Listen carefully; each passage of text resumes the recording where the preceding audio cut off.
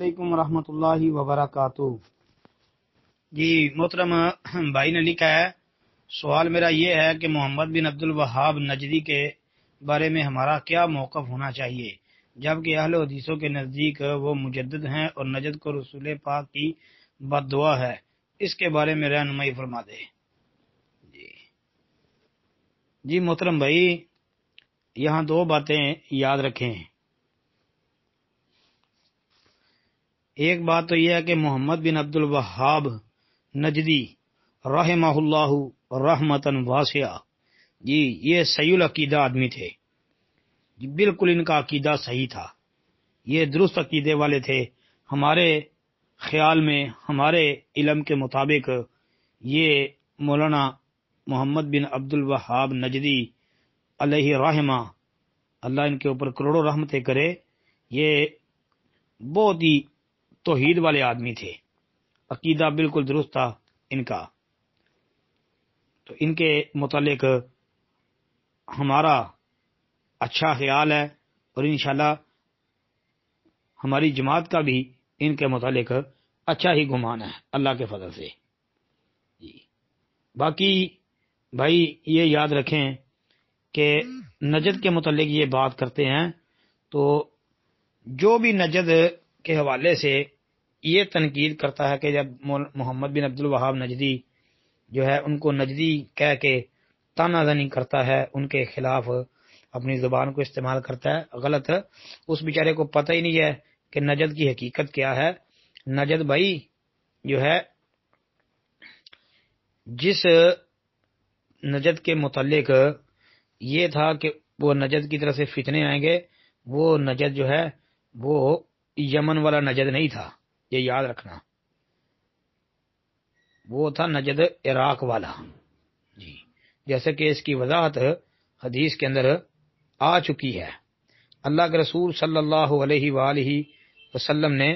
ایک موقع پر یہ دعا کی تھی باقاعدہ، اللہم بارک فی شامنا، اللہم بارک فی یمننا، اے اللہ ہمارے شام میں برکت عطا فرما، اے اللہ ہمارے یمن میں برکت عطا فرما۔ تو آپ علیہ الصلوۃ والسلام نے ان دو علاقوں کے لیے دعا کی، تو آپ کو کہا گیا کہ اے اللہ کے نبی صلی اللہ علیہ وسلم ہمارے نجد کے لیے بھی دعا فرمائیں۔ اب دوبارہ بھی آپ علیہ الصلوۃ والسلام نے انہی دو یعنی یمن اور شام کے لیے دعا کی، اور دوسری مرتبہ بھی آپ علیہ الصلوۃ والسلام کو نجد کے لیے دعا کی درخواست کی گئی، تو آپ نے دوسری مرتبہ بھی شام اور یمن کے لیے ہی دعا کی، حتیٰ کہ تیسری مرتبہ بھی آپ علیہ الصلوۃ والسلام کو یہ کہا گیا، آپ علیہ الصلوۃ والسلام نے فرمایا کہ وہ علاقہ یعنی نجد جی جو عراق والا ہے وہ زلزلوں اور فتنوں کا علاقہ ہے جی، اور وہاں سے شیطان کا سینگ طلوع ہوگا۔ یہ مسند احمد کی حدیث ہے 5987 نمبر۔ اب عراق کے لفظ کے ساتھ حدیث کے اندر وضاحت بھی موجود ہے جی، جیسا کہ ایک حدیث کے اندر تو یہاں تک آتا ہے کہ عبداللہ بن عمر رضی اللہ تعالی عنہما بیان کرتے ہیں کہ نبی صلی اللہ علیہ وسلم نے ایک دن مشرق کی طرف اشارہ کرتے ہوئے یہ بات ارشاد فرمائی تھی کہ یہ